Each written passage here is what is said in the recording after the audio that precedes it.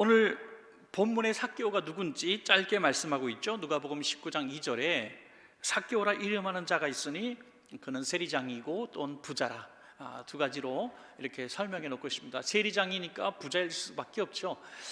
당시에 식민지 사회 속에서 로마는 그 총독부를 둬서 통치를 하는데, 이제 세워진 곳들마다 총독부를 세워서 통치하는 가장 큰 이유는 물론 세금이겠죠. 그곳에서 좋은 것들을 다 로마로 가져갑니다. 또 세금을 아주 많이 걷어갑니다. 그런데 그 나라 왕과 그 나라 사람들을, 그냥 동족들을 자기들이 마음껏 부리는 것입니다. 그래서 이 세리도 로마 사람이 와서 파견돼서 하는 게 아니라 유대인 중에서 뽑아서 이렇게 세리를 세우고 세금을 걷게 했으니 동족 유대인들에게는 매국노고 또 정말 원수같이 여겨지지 않겠습니까? 우리도 일제시대에 제일 미운 사람이 순사보다도 앞제비가 더 밉다고 했던 것처럼 바로 일제 앞제비 같은 그런 역할을 했던 사람이 바로 세리장이라고 할 수가 있겠습니다. 그러니 돈이 많이 착복되죠. 여러분, 식민지 사회 속에서 또 가난하게 나라도 없는 백성이 어떻게 부자가 될 수가 있겠습니까? 착복한 것이 또 어느 정도 있었겠죠. 그리고 오늘 또 여러 가지 정황을 볼 때 삭개오가 절반을 가난한 자들에게 돌려주고 강제로 빼앗은 일이 있으면 4배로 갚겠습니다 라고 얘기한 거 보면은 또 그렇게 악독한 세리장은 아니었던 것 같아요. 만약 그렇다면은 자기 거 다 팔아서 하나도 남지 않고 오히려 모자라지 않겠습니까? 전부 착복해서 얻은 거라면. 그렇게 착복해서 그렇게 많지 않기 때문에 자신 있게 또 얘기한 것이겠죠. 나름대로 자기는 또 성실하게 이렇게 일을 했던 것이라고 이렇게 추측할 수 있습니다. 그러나 로마에서 이런 일을 하기 때문에 충분히 또 살해를 할 수 있을 정도로 그가 물질을 모았던 것이 아닌가 이렇게 생각이 되어집니다. 그래서 삭개오는 세리장이고 부자였기 때문에 민족에게는 원수고, 그리고 종교적으로도 죄인이었다라고 성경은 말씀하고 있습니다. 얼마나 외로웠겠습니까? 우리 자기 동족과 함께 살아가는 그 땅에서 같이 살고 있으면서 동족의 미움을 받고 또 죄인으로 낙인 찍혀 있었어요. 그래서 예수님이 삭개오의 집에 들어갈 때 저가 죄인의 집에 들어가는구나 이렇게 이야기할 정도로 고독한 사람이었습니다. 자, 그러면 삭개오는 이렇게 살다가 악랄하게 살다가 그냥 그렇게 비참하게 죽어야 되는 그런 참 불쌍한 인생이었는데, 고독한 인생이었는데, 그가 오늘 보니까 인생 역전을 이루게 되죠. 그 인생 역전을 이루게 해서 우리는 삭개오가 한 일들을 바라봐야 된다는 것입니다. 강권에서 주님이 찾아오셨지만 삭개오에게 보이지 않는 그런 강점들이 있었다. 우리가 본받을 삭개오의 강점은 무엇인가? 그 강점이 삭개오를 인생을 역전시킨 것 우리가 한번 살펴보도록 하겠습니다. 첫 번째로 예수님을 보려고 하는 열심이 있었다. 열심입니다. 열심. 여러분, 무슨 일이든지 세상에서 성공적으로 살아가는 사람 보면 대충 하는 사람 그렇게 많지 않습니다. 아주 열심히 합니다. 장사를 해도 열심히 하고, 공부를 해도 열심히 하고, 또 신앙생활을 해도 열심히 신앙생활합니다. 바로 이 추운 날에 얼음을 뚫고 이렇게 와서 예배드리는 여러분들 참 열심히 대단하십니다. 이런 열심이 삭개오의 강점이었다는 거죠.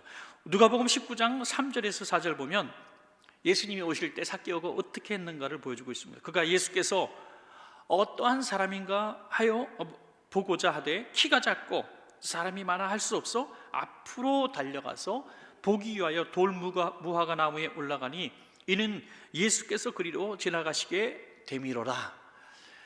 예수님을 너무나 보고 싶은데 볼 수가 없다는 거죠. 여러 가지 방해가 있습니다. 사람들이 많아요.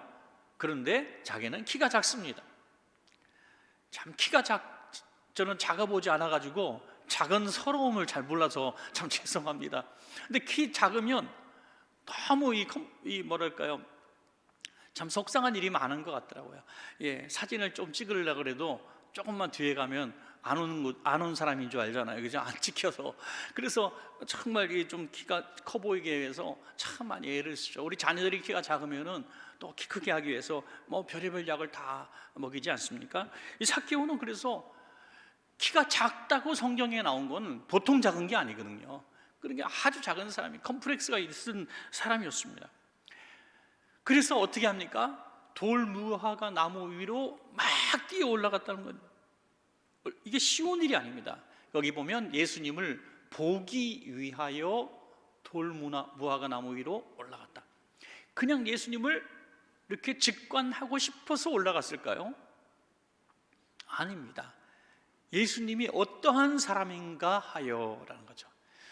무슨 구경하는 구경꾼의 마음으로 간 게 아니라 예수님이 어떠한 사람인가 직접 보고 싶었다는 거예요. 왜? 예수님에 대한 소문을 충분히 들었다는 거죠. 그래서 자신도 예수님을 만나고 싶은 그런 열망이 있었습니다. 그래서 예수님을 보고자 해요. 이 보고자 한다는 것을 조금 다른 해석은 알고자 하여라고 했습니다.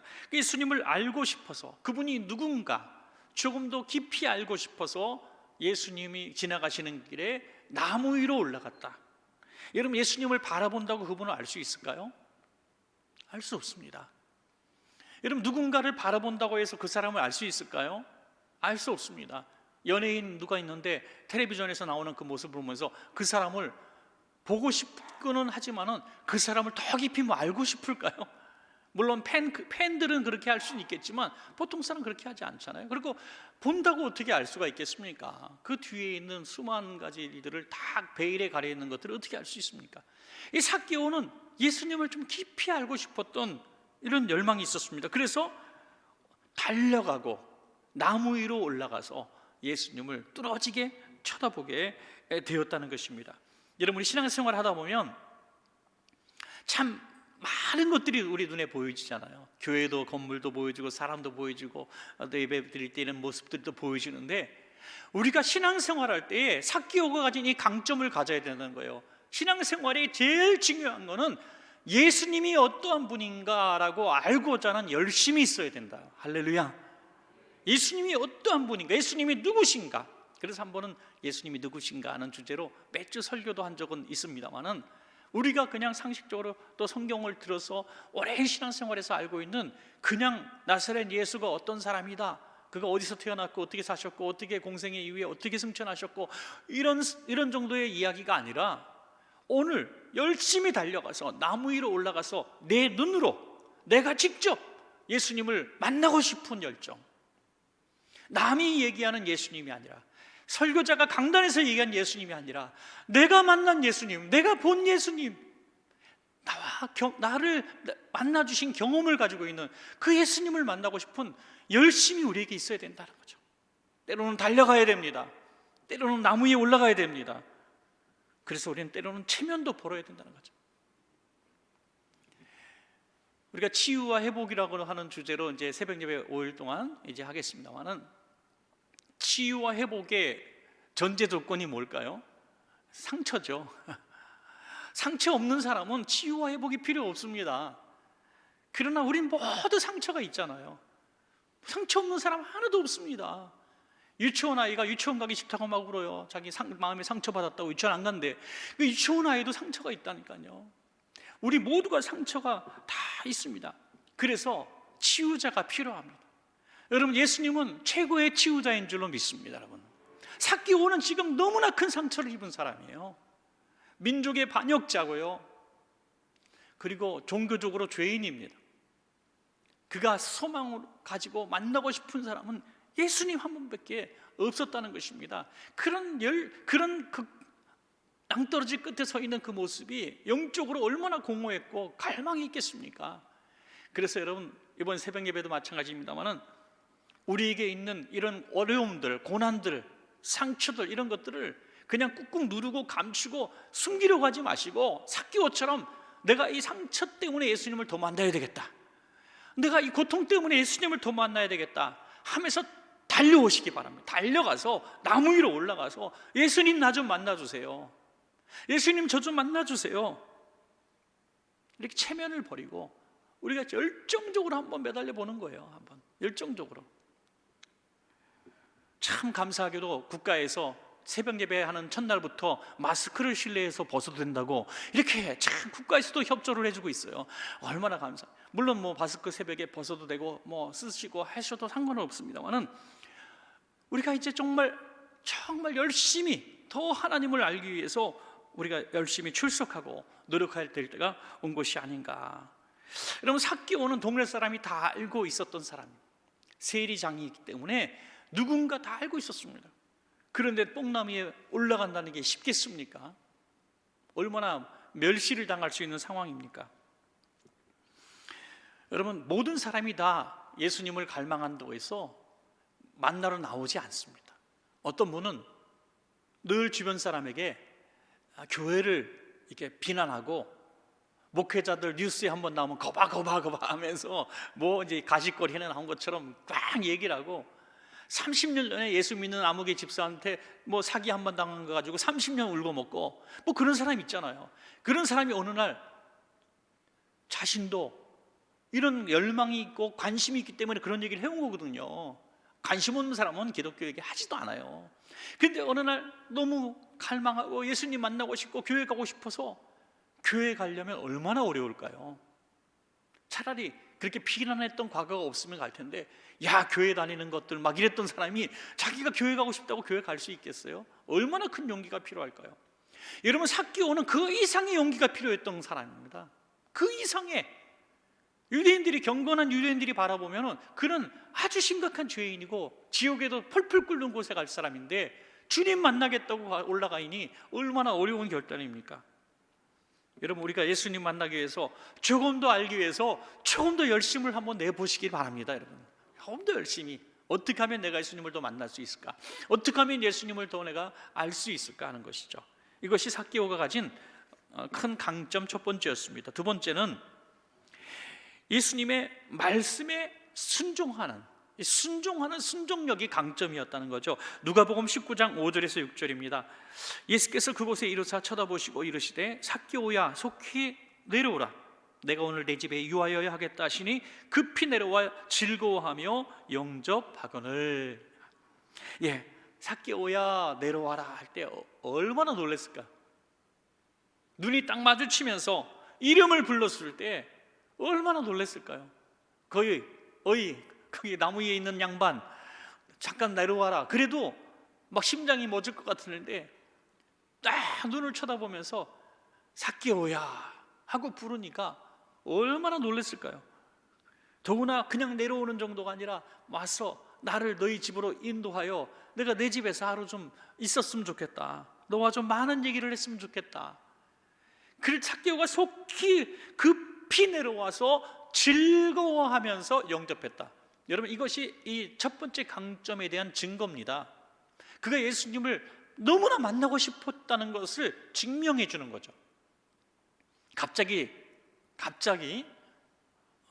제가 여러분한테 가서 아무개 집사님 딱 만나서, 집사님, 오늘 제가 집사님의 집에 가서 저녁을 하루 먹고 하루 유하여야 하겠습니다. 그러면 목사님, 제가 전화 좀 해볼게요. 우리 아내한테 좀 허락을 받아야 할 것 같습니다. 그래, 목사님 뭐 주무실 데가 없는, 내가 저기 호텔을 하나 잡아드릴게요. 차라리 뭐 여러 가지 복잡한 시간과 계획과 이런 토의가 있어야 되지 않겠어요? 근데 삭개오는 바로 달려와서 바로 즐겁게 영접하고 어서 가십시다, 예수님 원하던 밥니다 했다는 거예요. 준비된 심령이었다는 거죠. 준비된 심령. 여러분, 우리가 늘 주님을 만나고 싶고 주님의 음성을 늘 듣고 싶고 주님을 늘 알고 싶은 열정으로 살아가다 보면 어느 날 강력하게 전해 듣지 못했던 성령님의 음성이 들려질 줄로 믿으시기 바랍니다. 사모하고 간절히 찾고 간절히 듣고자 할 때 들리는 거지, 그냥 무의미하게 신앙생활 왔다 갔다 한다 해서 주님을 인격적으로 만날 수 있는 것이 절대 아닙니다. 정말 우리 원천교회 성도님들 한 사람도 빠짐없이 전부 인격적으로 주님을 다 만나기를 소원합니다. 여러분, 삭개오는 너무 행복했을 거예요. 야, 주님이 내 이름을 아시는구나. 내 이름을 아시는구나. 사람들은 내 멀쩡한 이름은 부르지도 않고 저 악한 죄인, 저 매국노, 저 원수, 저 죽어마땅한 자, 그렇게 비난하고 있었는데 예수님이 그의 이름을 부르셨을 때 얼마나 감사했을까. 그래서 나무에서 당장 내려오고 주님을 영접했는데요, 그 집에만 영접한 게 아니라 마음문 열고 심령 속에 주님을 영접한 줄로 믿습니다. 여러분, 집에만 영접한 게 아니라 마음문 열고 영접한 거예요. 얼마나 감사한 일입니까 여러분. 여러분, 그 말씀에 순종한다는 것은, 이렇게 즉시로 순종할 수 있는 것은 늘 마음속에 준비가 되어 있어야 가능한 것입니다. 우리가 그런 태도가 필요하죠. 주님, 말씀하옵소서, 종이 듣겠나이다 하는 거죠. 말씀하옵소서, 종이 듣겠나이다. 그렇게 주님을 사모하고 기다릴 때 말씀이 들려지는 거죠.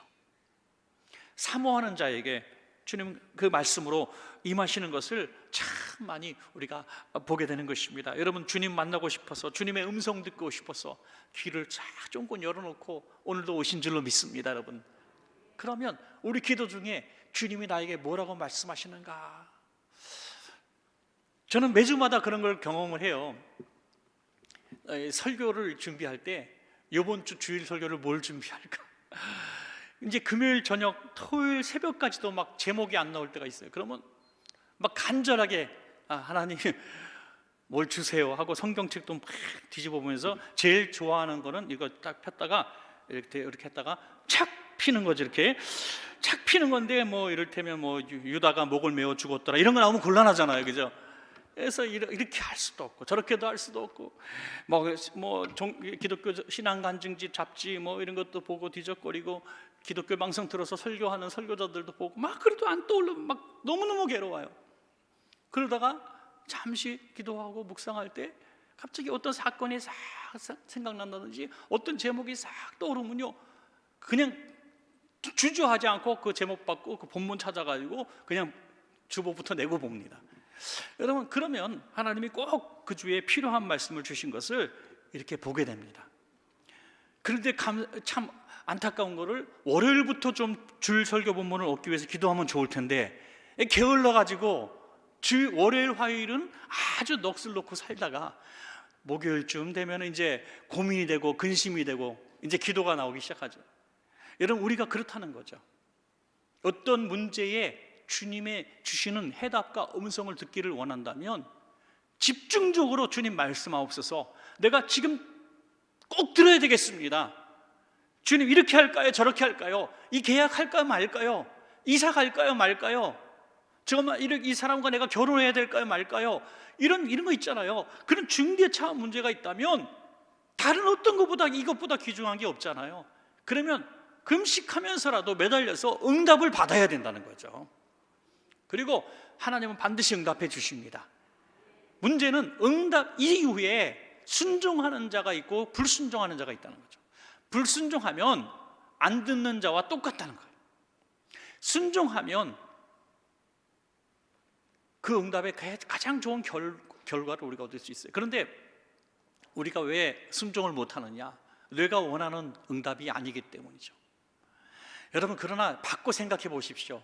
열심히 그 문제에 응답을 놓고 기도했는데 내가 원하는 대답이 왔을 때 그건 기적은 아닙니다. 내가 하려고 했던 일이니까요. 그러나 내 생각과 전혀 다른 하나님의 응답이 왔을 때 이건 축복인 줄로 믿으시기 바랍니다. 이게 축복이에요. 왜 내 생각과 다른 것이, 하나님이 내 지혜보다 내 경험보다 비교할 수 없이 크신 분이 내 길을 바꿔놓으시니 얼마나 감사합니까? 얼마나 감사합니까? 그래서 우리는 하나님의 응답이 필요하고 즉시로 순종하는 것이 이 삭개오의 강점이었고 삭개오가 인생 역전할 수 있는 비결이 되었다 하는 것입니다. 생각이 같으면 아멘하고 내 생각과 다르면 노멘하지 마시고, 내 생각과 달라도 아멘할 때 삭개오 같은 순종자가 될 줄로 믿습니다. 마지막 세 번째로 예수님의 마음에 기쁨. 기쁨. 첫 번째는요, 열심. 두 번째는 순종. 세 번째는 주님께 기쁨. 이게 삭개오의 강점이죠. 자, 예수님 앞에 삭개오가 한 걸음 더 나가서 자발적 헌신을 다짐하죠. 누가복음 19장 8절입니다. 삭개오가 서서 주께 여짜오되 주여 보시옵소서, 내 소유의 절반을 가난한 자들에게 주겠사오며 만일 누구의 것을 속여 빼앗을 일이 있으면 내 갑절이나 갖겠나이다. 재산을 반뚝 잘라가지고 가난한 자들을 위해서 선한 데 쓰겠습니다. 아마 끙끙 앓고 밤에 내가 왜 그런 소리 했던가 고민하며 잠 못 이루었더라, 그런 말씀은 나오지 않습니다. 그는 그렇게 순종했을 겁니다. 그리고 강제로 피눈물 나게 하고 빼앗은 게 있으면 네 갑절 내가 변상하겠습니다. 이건 율법적인 이야기죠. 율법에서는 보통 갑절을 얘기하니까 네 갑절 더 내가 최선 다해서 갚겠습니다. 여러분, 스스로 한 거죠. 왜 삭개오가 주님이 시키지도 않은 일을 했을까요? 왜 자발적으로 이런 헌신과 충성을 막 쏟아부어 약속했을까요?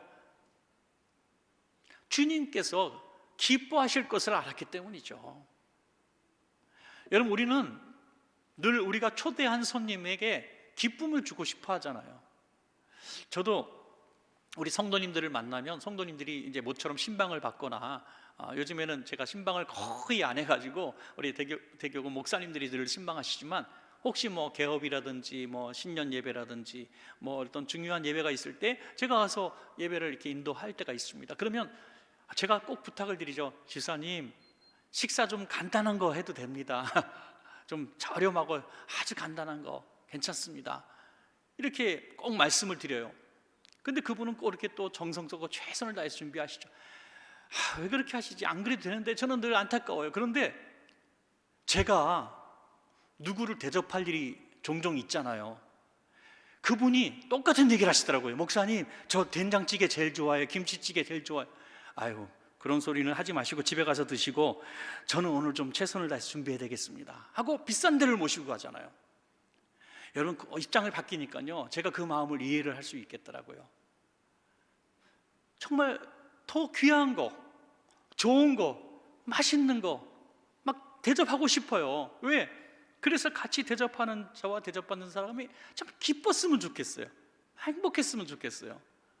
오늘 삭개오가 자기 집에 모신 예수님께서 어떻게 하면 행복하실까, 어떻게 하면 기뻐하실까라고 생각할 때에 이 일을 쏟아부은 것입니다. 이런 약속을 쏟아부은 거예요. 그러면 예수님이 기뻐하실 줄 알았다는 거죠. 여러분, 얼마나 놀라운 얘기입니까? 여러분, 이걸 그냥 상황을 한번 역할극을 한번 해보세요. 예수님이 오셨어요. 예수님, 제가 오늘 예수님 맛있는 거 대접할게요. 예수님 원하시는 곳에 내가 해외여행을 시켜드릴게요. 예수님, 제가요 차 필요하세요? 내가 차 사드릴게요.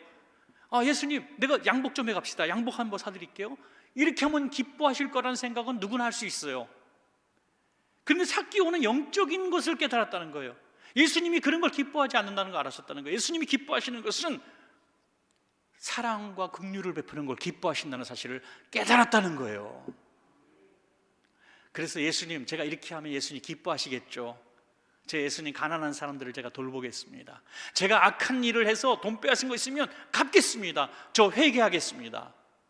이럴 때 예수님이 얼마나 기뻐하셨냐면 그 약속의 말씀이 누가복음 19장 9절입니다. 제일 마지막 절 한 번만 제가 보겠습니다. 오늘 구원이 이 집에 이르렀으니 이 사람도 아브라함의 자손임이로다. 아멘.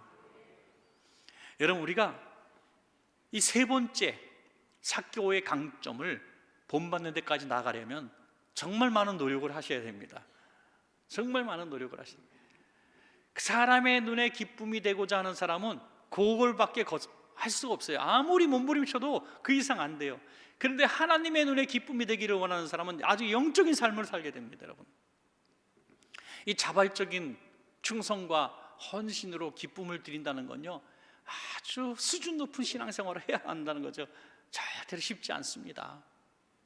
한다고 열심히 했는데 오히려 야, 그러면 내가 기뻐할 줄 알았냐? 아이고, 왜 그런 짓을 했어? 오히려 책망을 들을 수 있는 일도 너무너무 많아요. 그래서 영적으로 우리가 굉장히 민감해야 됩니다. 예수님이라면 이걸 어떻게 생각하실까? 내가 이렇게 하는 것, 내 생각에는 교회를 위한 것 같고 이게 내가 옳은 것 같은데 예수님은 어떻게 생각하실까? 이게 정말 예수님의 기쁨이 될까? 그걸 한 번 더 생각한다는 것은 정말 어려운 일입니다, 여러분.